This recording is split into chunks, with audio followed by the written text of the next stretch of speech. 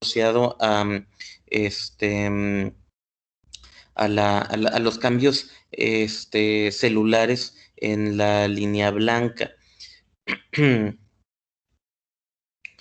Es un virus de la familia de los herpes, el virus del Epstein-Barr, que se encuentra diseminado en todo el mundo y como tal, muy frecuente la infección y no necesariamente van a haber síntomas. El ser humano es su principal reservorio, entonces es un virus que vive muy cómodamente entre la especie humana. Eventualmente prácticamente todos los adultos van a adquirir la infección, sin embargo son pocos los que en realidad van a desarrollar síntomas, o sea, van a desarrollar la enfermedad. En los países en vías de desarrollo, de hecho, adquieren la infección desde los primeros años de la vida. Bueno, como ya les había mencionado, generalmente es una infección asintomática, solamente 10% llegan a tener alguna manifestación, esto aumenta con la edad, o sea, mientras más grande seas cuando adquieres la infección, más probabilidades de tener síntomas.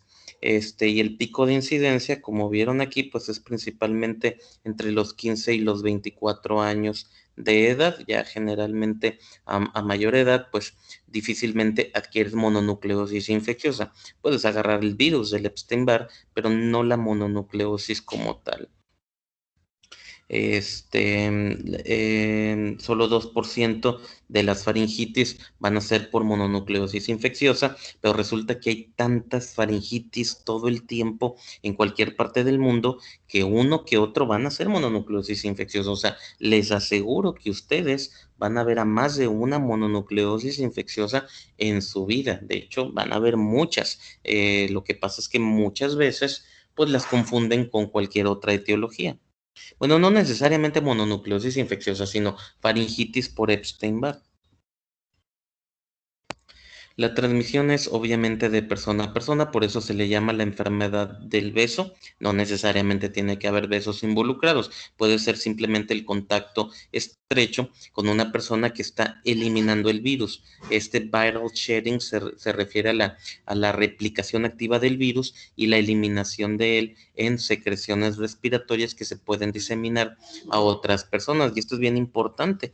La diseminación del virus puede llegar a durar hasta 18 meses tras la curación, ¿eh? O sea, durante un año tú todavía eres transmisor del virus del Epstein-Barr.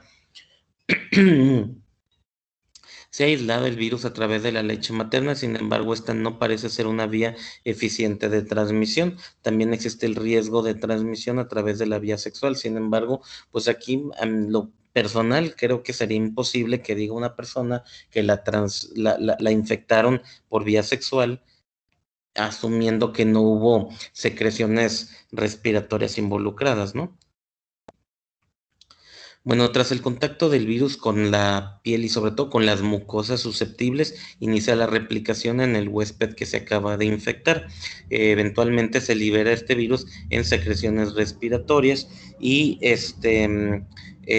migra hacia el sistema fagocítico mononuclear tras un periodo de incubación que puede llegar a durar 1 a 2 meses. O sea, aquí sí es una incubación más prolongada en lo que el virus empieza a digamos que asentar en la médula ósea, que es en donde se encuentran las células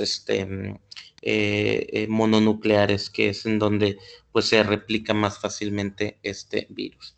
Bueno, este es el sistema fagocítico mononuclear, antes le llamaban retículo endotelial y pues se refiere a todos estos tejidos involucrados en pues en la defensa, básicamente pues macrófagos, el hígado, los riñones, el pulmón, el vaso sobre todo, y los monocitos circulantes en los vasos sanguíneos.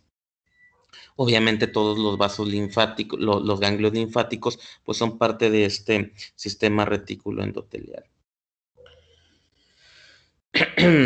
Bueno, generalmente son los linfocitos B quienes alojan a este virus en todo el cuerpo. Y tenemos unos anticuerpos que van dirigidos para los digamos, una prueba que va dirigida para detectar anticuerpos heterófilos que son eliminados por los linfocitos B. Estos anticuerpos heterófilos son nuestro principal estudio de tamizaje para detectar pacientes. Si te salen positivos, realmente ya no cabe duda en el contexto de un paciente con síntomas. O sea, no le hacemos anticuerpos heterófilos a cualquier paciente nada más por nomás. Se los hacemos a alguien que tiene el cuadro clínico y que tienes una alta sospecha de mononucleosis infecciosa, que tiene la edad, que tiene, pues digamos que el contexto epidemiológico y sobre todo, pues con una prueba positiva. Ya con eso se confirma la enfermedad. Sin embargo, no tiene la sensibilidad que quisiéramos. Tiene una sensibilidad relativamente baja, sobre todo en las primeras semanas de la enfermedad. Si tú haces esa prueba en las primeras semanas, es posible que te salgan negativos y puedes utilizar otros anticuerpos que están mencionados aquí, anticuerpos antieritrocitos, antineutrófilos y antiplaquetas específicos contra el Epstein-Barr, y estos van a ser necesarios en el 10% de los pacientes que te van a salir heterófilos negativos. Recuerdo un caso de una joven estudiante de preparatoria del CETIS que fue a ver al Almater con el cuadro clínico así típico de la mononucleosis, con fatiga, fiebre, dolor de cabeza, adenopatías grandes cervicales y unas amigdalitis con unos exudados blanquecinos muy llamativos, con dolor y limitación para comer. La dejó hospitalizada el otorrinolaringólogo principalmente porque pues, tenía mucho dolor, tenía mucha fiebre y no podía comer a gusto. Le pedí los anticuerpos heterófilos cuando ella llegó solamente para ver si ya se podía confirmar la enfermedad y salieron negativos. Se repitieron esos heterófilos como a los 2 días y ya salieron positivos. Entonces, muchas veces eso es lo único que tienes que hacer, simplemente repetir los heterófilos algunos días después. El cuadro clínico va a ser principalmente fiebre. Como les había mencionado, la linfadenopatía es muy prominente, principalmente es posterior, ganglios cervicales posteriores y habitualmente es simétrico, la cual puede durar semanas y duele. Realmente tienen una faringitis, una amigdalitis pues significativa que les limita poder comer. Como aquí pueden ver este ejemplo, pues es una persona muy joven que tiene dolor en todo el cuerpo, fatiga, tiene fiebre, tiene crecimiento de las amígdalas, le duele la garganta, tiene crecimiento de los ganglios cervicales posteriores, puedes llegar a palparle el hígado, puedes llegar a palparle el vaso y como se pueden imaginar, pues el paciente va a tener elevación de transaminasas. Realmente se recomienda puros líquidos, que repose. Si tiene dolor o fiebre, le puedes dar algún analgésico antiinflamatorio y que evite los deportes de contacto por el crecimiento de estos órganos que pueden llegarse a fracturar. Este, bueno, este es un ejemplo de una amigdalitis por Epstein-Barr, por mononucleosis infecciosa, y aquí pueden ver cómo están bien grandes estos exudados amigdalinos, lo cual pues a muchos médicos les va a asustar y lo primero que van a soltar son los antibióticos. Y acuérdense que exudado amigdalino no necesariamente implica bacterias. Si esto fuera un niño de 7, 8 años, entonces claro, ofrézcanle la penicilina. Si estamos hablando de un adolescente que está en la preparatoria, que tiene crecimiento de los ganglios linfáticos así muy grandes, lo más probable es que va a ser un Epstein-Barr. Entonces, si tienen la duda, pues háganle el cultivo, buscándole estreptococo, seguramente va a salir negativo y déjenle los puros antiinflamatorios. Si le haces unos exámenes de sangre, pues vas a ver que te van a describir linfocitos atípicos con gran predominio de monocitos en la biometría hemática. Y de una vez, si quieres darle las pruebas de funcionamiento hepático, vas a ver que están bien elevadas las transaminasas en las cifras de hepatitis. Bueno, existen algunas variantes clínicas que no son el cuadro típico que acabamos de ver en la diapositiva anterior. Esos serán pacientes que tienen una enfermedad muy leve, que tienen solamente la faringitis y la amigdalitis sin los adenopatías. Entonces, pues esos pacientes va a ser más difícil de diagnosticar, pero la edad es bien importante, que el paciente tenga la edad de cualquiera de ustedes o que esté en la edad de la preparatoria. Esos pacientes, duden que sea bacteriano, pídanle los cultivos para asegurarlo. Y como ya habíamos visto, pues había una proporción de pacientes que pueden ser asintomáticos, ¿no? Que sí tienen el virus y que tienen las adenopatías y que tienen las amigdalitis, pero que no tienen realmente ningún dolor ni ninguna fiebre. Puede haber la pura fiebre sin ganglios linfáticos y eso pues obviamente sería mucho más difícil de diagnosticar. Esa es la famosa forma tifoidea de la enfermedad en donde no tienes anticuerpos heterófilos y ahí la causa puede ser otra, ya se los había platicado en la clase anterior. Hay otros virus también de la familia del herpes como el citomegalovirus o puede ser inclusive por VIH.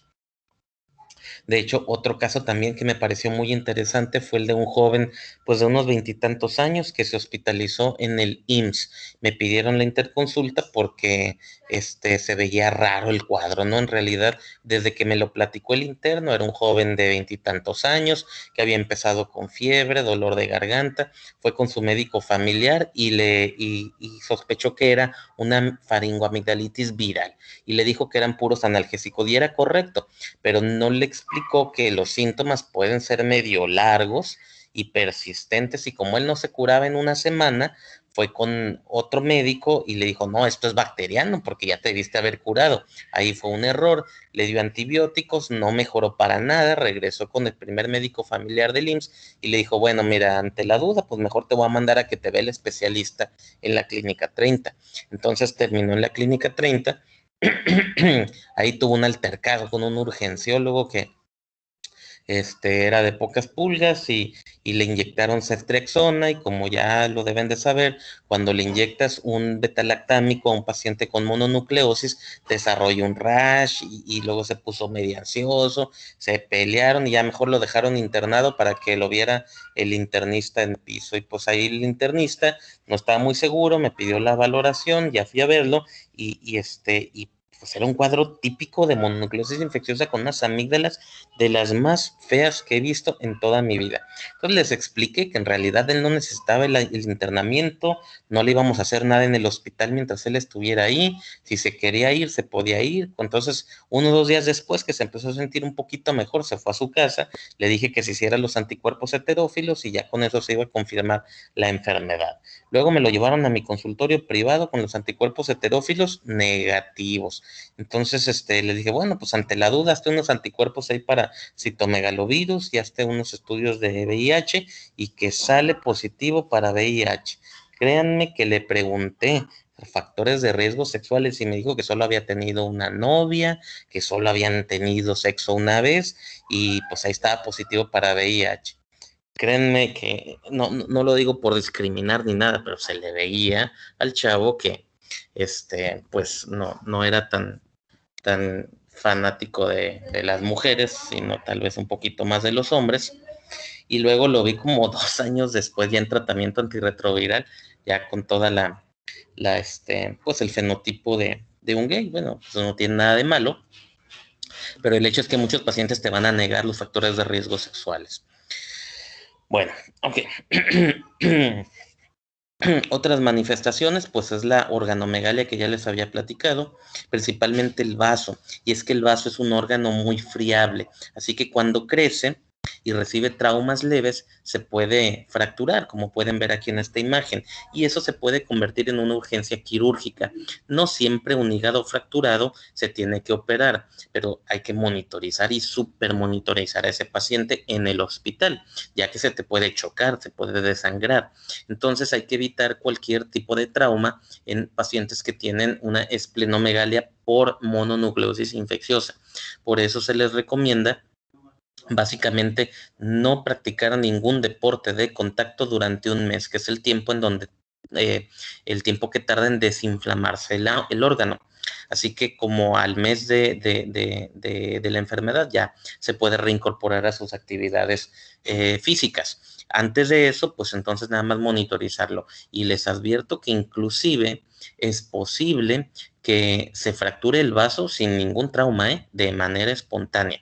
Estos pacientes tienen que ir al hospital y monitorizarlos. Y ahí será responsabilidad del cirujano determinar si se puede mantener con vigilancia, con pura observación, o si se tiene que ir a cirugía. Los otros manifestaciones atípicas es este rash que les había mencionado, que se ve cuando al paciente le pones ampicilina o amoxicilina o alguna cefalosporina o algunos otros antibióticos. Y esto yo creo que es uno de los principales motivos por los cuales muchos adultos, sobre todo adultos mayores, en la actualidad dicen que son alérgicos a la penicilina, porque de niños, cuando pues digamos que les hicieron algún diagnóstico de amigdalitis, les inyectaron penicilinas y luego desarrollaron un rash.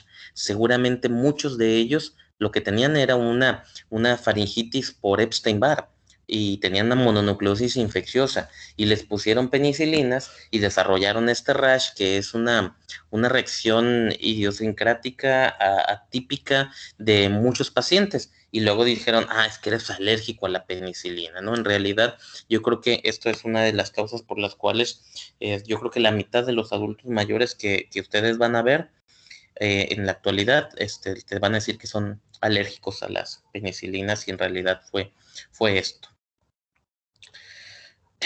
Otras manifestaciones como neurológicas, el Guillain-Barré, parálisis facial, meningitis aséptica o meningoencefalitis. La verdad es que estas sí son rarísimas, pueden ocurrir. Sin embargo, pues yo en lo personal he visto muchísimas mononucleosis infecciosas y nunca he visto al menos una manifestación neurológica como las que aquí se describen. Mielitis transversa, neuropatía periférica, esto está mal escrito, déjenme lo corrijo de una vez.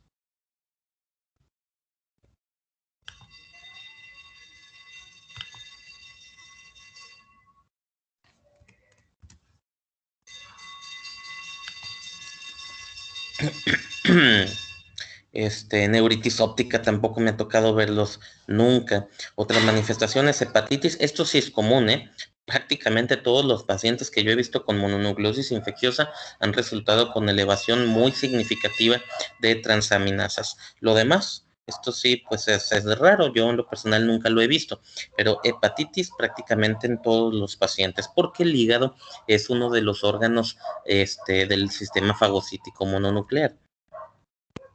Vas a ver linfocitosis con un valor absoluto muy elevado, más del 50% de los leucocitos que vas a ver van a ser linfocitos, y es que estos normalmente pues tienen que estar por debajo del 40%. Y muchas veces puedes encontrar linfocitos atípicos en más del 10% de la población de leucocitos. Estos linfocitos atípicos pueden hacer sospechar de que el paciente tenga algún linfoma o alguna leucemia, pero en la mayoría de los casos es simplemente algo viral. Otras manifestaciones de la médula ósea que no son tan comunes, de hecho yo nunca los he visto. Les comentaba pues que las pruebas de funcionamiento hepático van a estar elevadas en la mayoría de los pacientes, pero pues se autolimita. Esto rara vez termina en una hepatitis fulminante o en algo más grave. Entonces, cuando en un paciente que tienes elevación de transaminasas y faringitis, pues ahí yo creo que el diagnóstico ya está más que claro en que se trata de una mononucleosis infecciosa cuando estás en el grupo de edad correspondiente, ¿verdad?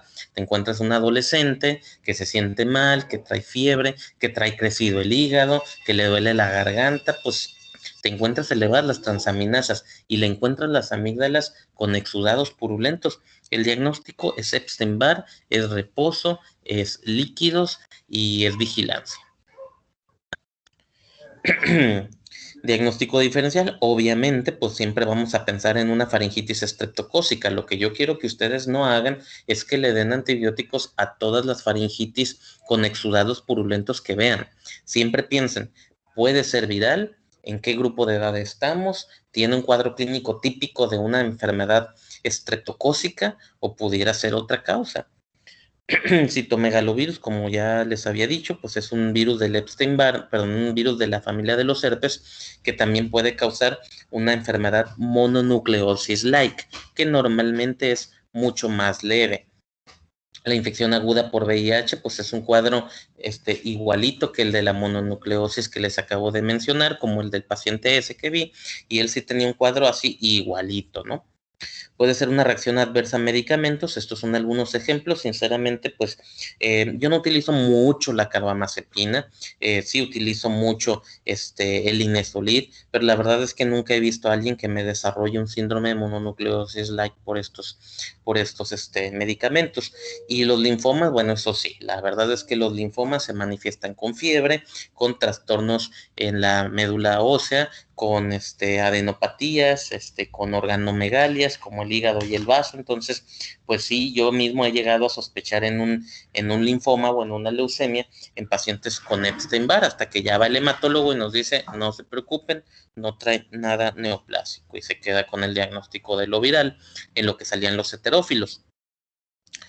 El diagnóstico, pues entonces ya lo deben de tener bien claro en su cabeza, ¿no? Los pacientes joven, como esta adolescente que ven aquí ejemplificada, con crecimiento de ganglios linfáticos, particularmente estas adenopatías cervicales posteriores, con el dolor de garganta, y la fiebre.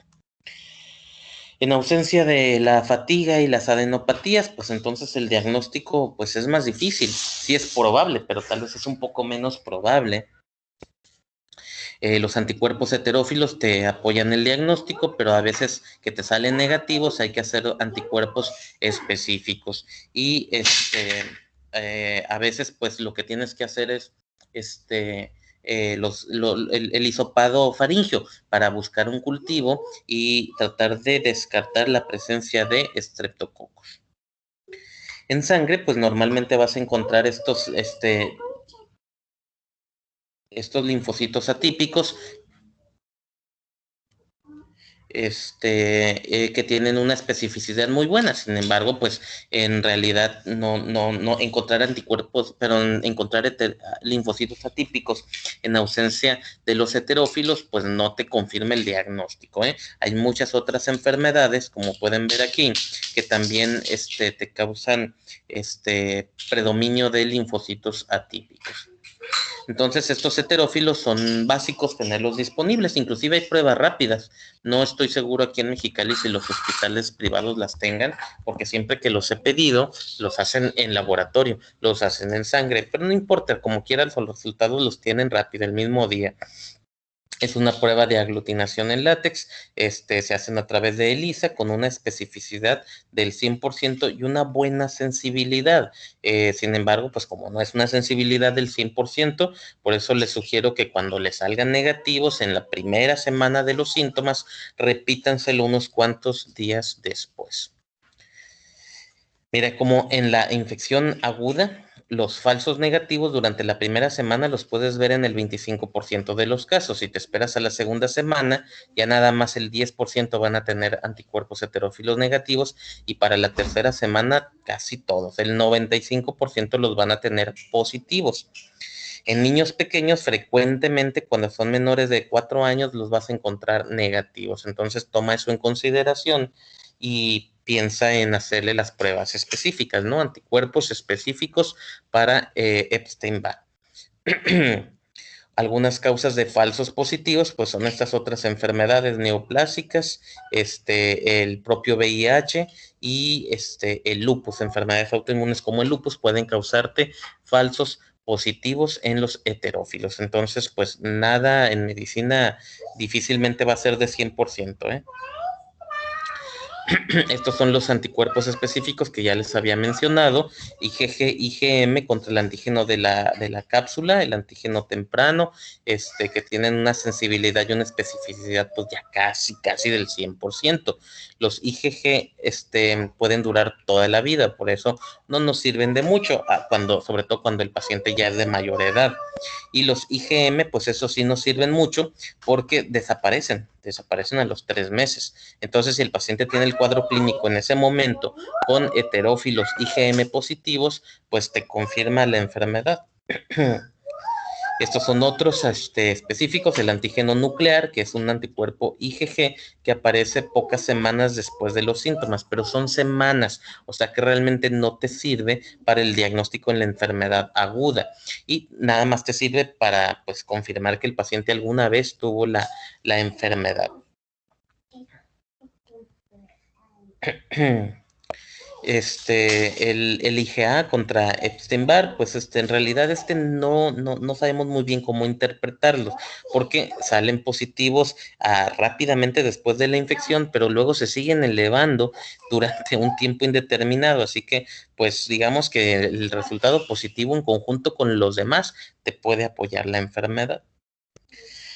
Puedes pedirle una carga viral a través de PCR, sin embargo, este es poco útil, es muy costoso y no tiene la sensibilidad que quisiéramos. Entonces, pues la verdad es que no les recomiendo yo que consideren carga viral para Epstein-Barr, aparte de que difícilmente se los van a hacer aquí, lo van a tener que subrogar, lo cual incrementa los costos.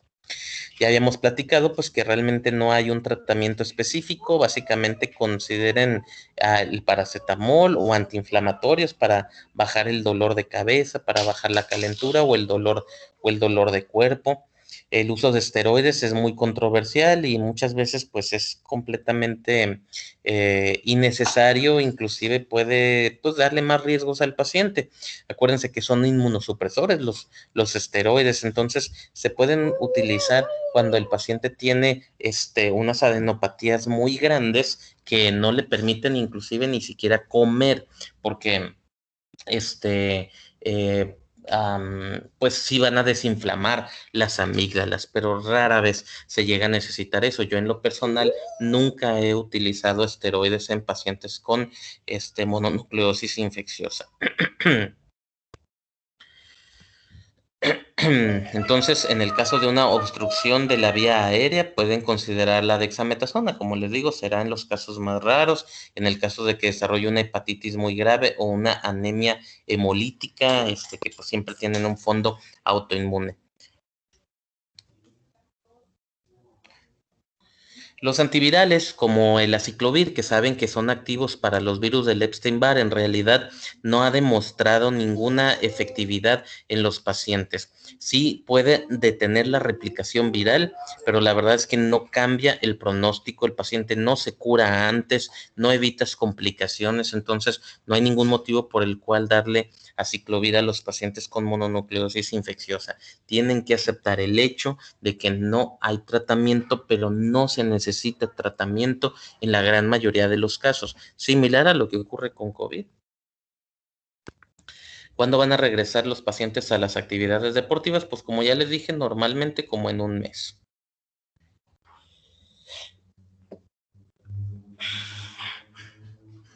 Aquí está el motivo. Después de 4 semanas, la ruptura esplénica es muy rara. El pronóstico es bueno, los pacientes se recuperan por completo sin complicaciones, con inmunidad de por vida después de unas cuantas semanas, cuando desaparecen la mayoría de los síntomas. Sí puede quedar una fatiga y un malestar general que puede durar algunos meses. No es tan severo, pero sí se puede sentir el paciente así como que no al 100%, sobre todo mientras más grande seas cuando te pega la enfermedad. Así que eso no significa que el virus sigue activo, tal vez si sigues infectando gente, como ya les dije, la replicación viral puede durar hasta 1 año y medio. Sin embargo, no implica que hay que estudiarlo más o que hay que darle más tratamiento, ni mucho menos. Es simplemente parte de la historia natural, que un porcentaje de las personas desarrollan este síndrome de fatiga crónica que puede llegar a durar algunos meses. Rara vez puede desarrollarse un linfoma, pero pues es que el linfoma es secundario al virus del Epstein-Barr, o sea, en el prácticamente 98% de los casos de linfomas van a ser asociados al virus del Epstein-Barr. Entonces, pues los pacientes que han tenido una mononucleosis infecciosa y que luego desarrollaron un linfoma, pues no serán extremadamente raros, pero no hay nada que puedas hacer para evitarlo.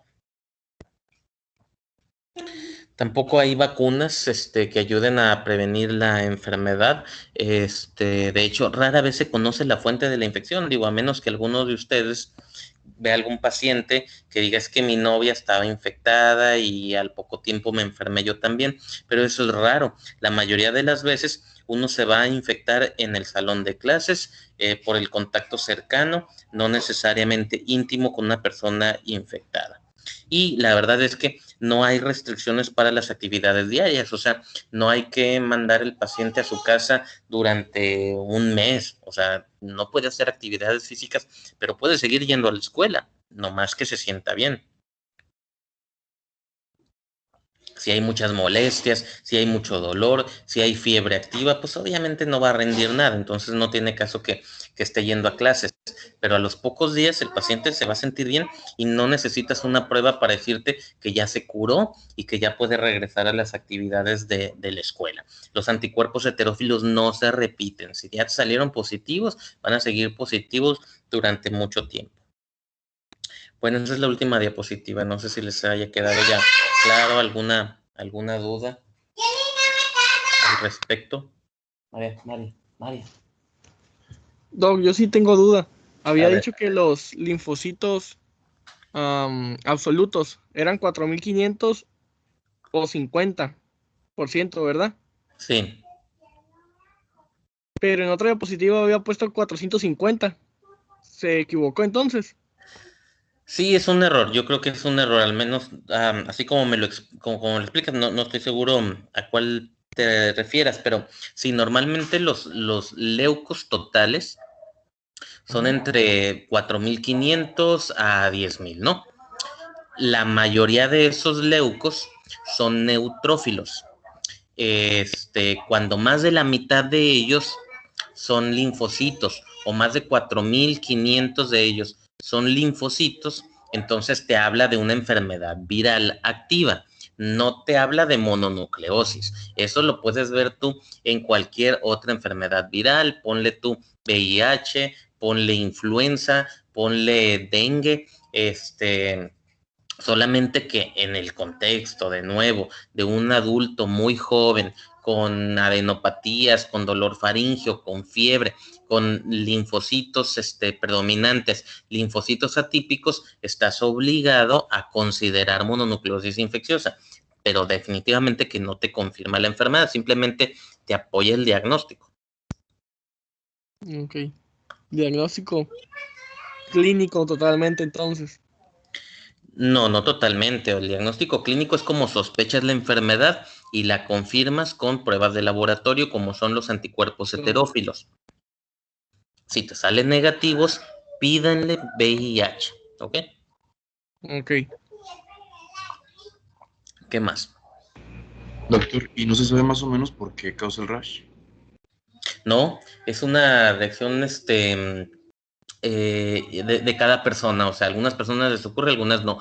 Obviamente que hay algún condicionante genético, una tendencia en tus cromosomas que al momento de tener el virus del Epstein-Barr en replicación activa y exposición a betalactámicos y algunos otros antibióticos te va a ocurrir. Sin embargo, eso es imposible de predecir. No sé, me imagino que si tu papá tuvo una reacción asociada a ello, pues tal vez tú te seas más susceptible también a lo mismo, pero es imposible de predecirlo. Y no les puedo dar una explicación mayor, simplemente es algo que ocurre de manera común con este virus. ¿Puede haber No obstrucción es una alergia. de la vía aérea, doctor? ¿Mande? ¿Puede haber obstrucción de la vía aérea? Sí, igual que cualquier amigdalitis, o sea, una amigdalitis estreptocócica, una amigdalitis por adenovirus, se puede crecer tanto una amígdala que topa con la otra y las dos están tan grandes que reducen la vía aérea. Obviamente, a menor edad, pues más estrecha es la vía aérea y más probable es que esto ocurra. Yo le estoy hablando sobre lo que nos dice la teoría, porque yo nunca he visto un paciente con una amigdalitis hasta ese punto, en donde lo tengas que intubar preventivo o donde le tengan que hacer una traqueostomía porque no puede respirar el paciente. En esos casos sí estaría justificado darle esteroides, pero la verdad es que nunca lo he visto. Es algo teóricamente posible en este virus y en todas las demás amigdalitis. ¿Qué más? Ok. ¿Nada más? Bueno, entonces mañana tenemos el examen, como siempre, por Edmodo a la misma hora. El miércoles vuelvo a viajar de vuelta a Mexicali en la mañana, entonces, no es cierto, vuelo en la tarde. Entonces, después del martes tenemos clase el miércoles de manera es programada con el siguiente bloque, ¿de acuerdo? Doc, se trabó ahí el Kahoot. Bueno, ahorita lo reviso, porque creo que sí, al final hubo algunas preguntas que faltaron. Sí, las últimas dos. Bueno, ándale pues, Gracias, que Doc. tengan buen día. Ya nos vemos. Ok, Adiós. doctor, gracias. Gracias.